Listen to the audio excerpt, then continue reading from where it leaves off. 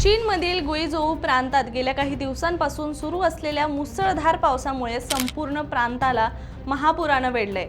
या नैसर्गिक आपत्तीत आतापर्यंत किमान 14 जणांचा मृत्यू झालाय तर 17 जण बेपत्ता आहेत। 3 लाखापेक्षा अधिक नागरिकांना तातडीनं सुरक्षित ठिकाणी हलवण्यात आलंय।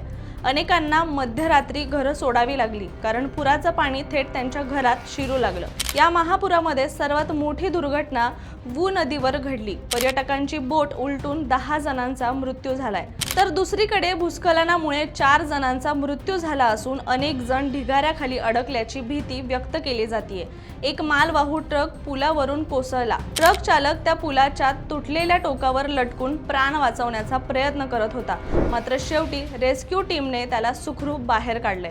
अनेक गावांचा संपर्क तुटलेला आहे। प्रशासन ड्रोन आणि रबरी बोटींच्या माध्यमातून लोकांना सुरक्षित ठिकाणी पोहोचवत आहे। स्थानिक उद्योग, शेती आणि लहान व्यावसायिकांचं यामध्ये प्रचंड नुकसान झालंय। प्राथमिक अंदाजानुसार या पुरामुळे 1 ते 2 अब्ज डॉलर्स पर्यंत आर्थिक नुकसान झाल्याची देखील शक्यता वर्तवण्यात आली आहे।